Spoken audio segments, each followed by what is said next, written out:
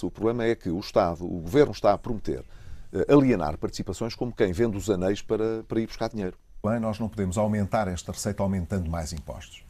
Porque de cada vez que tivemos um problema de finanças públicas em Portugal nos últimos anos, a receita foi sempre a mesma, foi pôr as famílias e as empresas a pagar mais impostos. Não é a favor, portanto, e é bem claro nesta obra, não é a favor do aumento dos impostos? Não, acho que o Estado tem de dar o exemplo. Portanto, nós não devemos aumentar os impostos. O orçamento que foi apresentado na Assembleia da República este ano, de alguma maneira vai buscar a quem não pode fugir, que é os funcionários públicos, e, portanto, precisamos de um governo não socialista em Portugal. Não se importam que eu diga isto. Eu também sei perdoar e também espero que saiba perdoar. Não faz sentido estar a pedir às pessoas, às famílias portuguesas, para pagarem mais a crise e, ao mesmo tempo, o Estado estará a atribuir em milhões de euros de prémios e de bónus aos gestores públicos. Mas, na prática, estão-se a preparar para aumentar a carga fiscal. Como? Reduzindo as deduções que nós podemos fazer em sede de IRS. E que representa sempre o mesmo esforço de tratar os portugueses à bruta e de lhes dizer, agora não há outra solução. Nós temos um déficit muito grande e, portanto, as pessoas vão ter de o pagar. Eu já sugeri, por mais de uma vez, a substituição do Procurador-Geral da República. Eu penso que não é... que os salários mais baixos da função pública possam não perder poder de compra, isto é, ser atualizados apenas pelo nível da inflação, e, portanto, só há duas formas de fazer isto.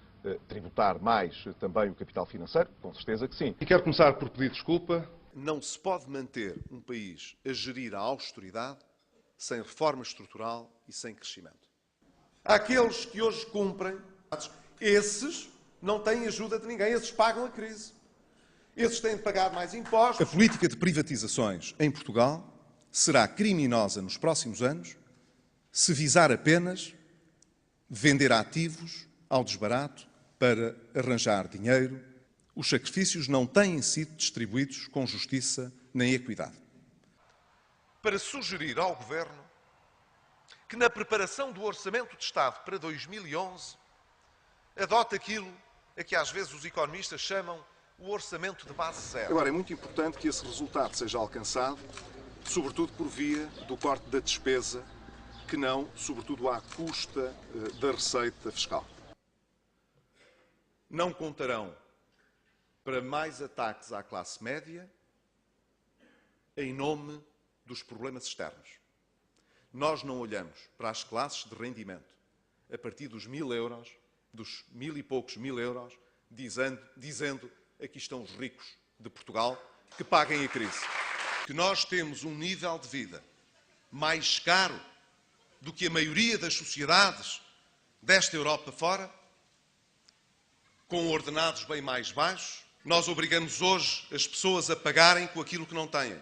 Que o país quer mesmo saber se nós vamos ser como todos os outros até aqui ou se vamos ser diferentes. É a nossa segunda condição. A de não trazerem um novo aumento de impostos. Nem direto, nem encapotado. Tenciona o Governo que os portugueses paguem mais em impostos em 2011, 460 milhões de euros.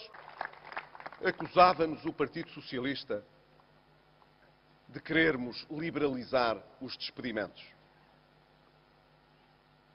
Que lata!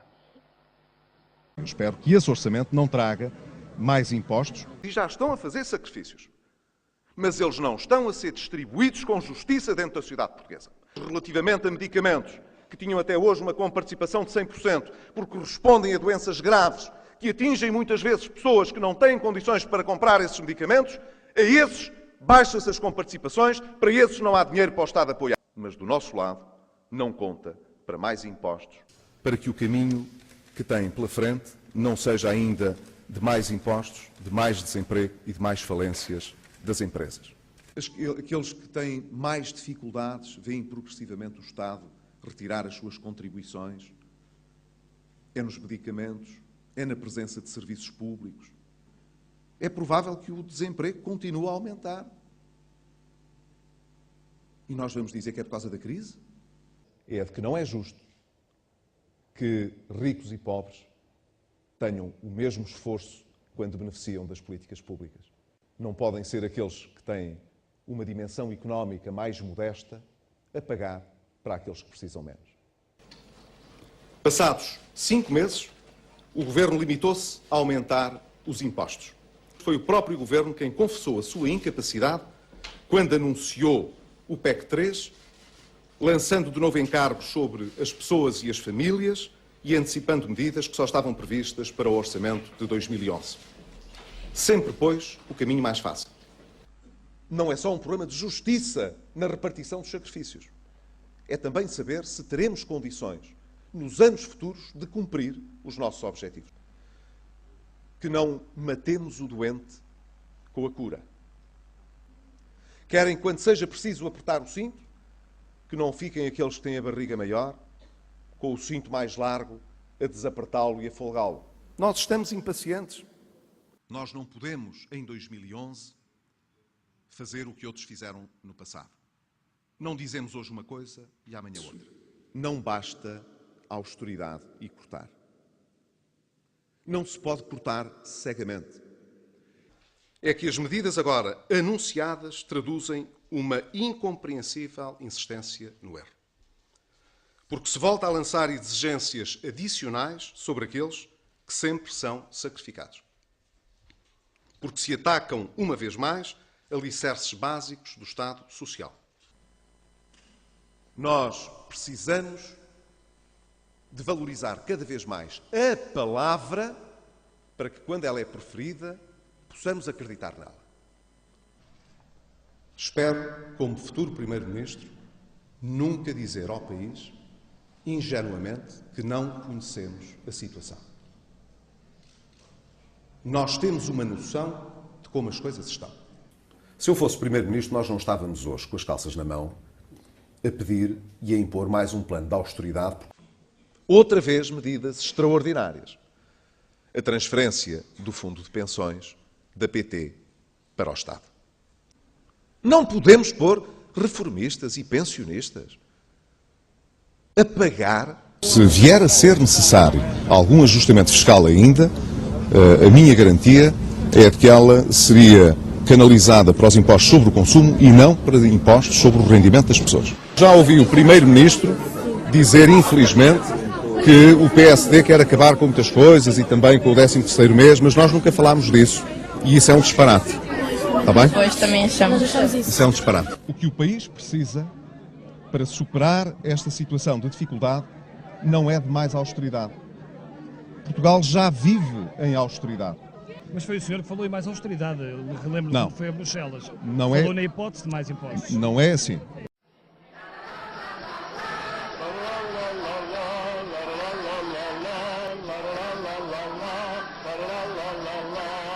O PSD acha que o aumento de impostos que já está previsto por este Governo já é mais do que suficiente. Não é preciso fazer mais aumentos de impostos. O IVA, já ontem o referi, não é para subir. Achamos que a carga fiscal que está definida é mais do que a que é necessária. Não precisamos de ir mais longe nesse aspecto. O que conseguiu defender a possibilidade de os portugueses continuarem a deduzir despesas sociais na área da educação, da saúde e da habitação que o Partido Socialista queria cancelar em sede IRS. Temos pessoas que deixaram de ter subsídio de desemprego. Quase 300 mil pessoas. Estes que hoje sofrem, estes que não se sabem hoje defender, encontrarão sempre em mim e no futuro governo do PSD um aliado amigo. O que significa que é importante, em primeiro lugar, não repetir os mesmos erros do passado que conduziram a uma recessão económica. Nós estudámos esse assunto. Estudaram. É verdade. Então explique lá o que vai compensar. Vamos preocupar com ela. O senhor engenheiro, tenha paciência, agora tem de ouvir. O senhor que não tem nada a dizer sobre esta matéria, ouça pelo menos aqueles que estudaram o problema, podem dizer alguma coisa ao país. Francamente. Nós precisamos de diminuir mais a despesa e de aumentar mais a base fiscal para obter uma receita fiscal maior, não é aumentar os impostos. Eu não quero ser Primeiro-Ministro para dar empregos ao PSD. Eu não quero ser Primeiro-Ministro para proteger aqueles que são mais ricos em Portugal. Nós estamos impacientes. Nós estamos impacientes. De 2012. O Tribunal Constitucional sublinhou, sem margem para qualquer equívoco, que a tarefa de responder à emergência financeira através do cumprimento das metas estabelecidas no memorando de entendimento é, e cito, de excepcional interesse público. Deixou claro para todos que a emergência que enfrentamos é ameaçadora para o nosso modo de vida e que, nesse contexto, se justificam respostas públicas que, em circunstâncias normais, não seriam adotadas. Mas considerou que a diferença no grau de sacrifício que o orçamento traduzia era excessivamente acentuada e punha em causa a igualdade na repartição dos encargos públicos. Assim, na decisão do Tribunal Constitucional, a Lei do Orçamento para 2013 deveria implicitamente conter uma outra combinação de encargos e de sacrifícios que não poderia, no entanto, ser confundida com a igualdade estrita, já que isso equivaleria a tratar de modo igual aquilo que é objetivamente diferente. O que propomos é um contributo equitativo, um esforço de todos por um objetivo comum, como exige o Tribunal Constitucional. Mas um contributo equitativo e um esforço comum que nos levem em conjunto para cima e não uma falsa e cega igualdade que nos arraste a todos para baixo. O orçamento para 2013 alargará o contributo para os encargos públicos com o nosso processo de ajustamento aos trabalhadores do setor privado. Mas este alargamento tem diretamente por objetivo combater o crescimento do desemprego. Como sabemos, é esta a grande ameaça à nossa recuperação e é esta a principal fonte de angústia das famílias portuguesas. Foi com este duplo propósito que o Governo decidiu aumentar a contribuição para a segurança social exigida aos trabalhadores do setor privado para 18%, o que nos permitirá, em contrapartida, descer a contribuição exigida às empresas também para 18%. Faremos assim descer substancialmente os custos que oneram o trabalho, alterando os incentivos ao investimento e à criação de emprego.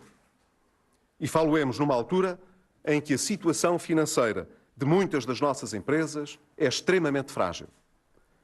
A subida de 7 pontos percentuais na contribuição dos trabalhadores será igualmente aplicável aos funcionários públicos e substitui o corte de um dos subsídios decididos há um ano atrás.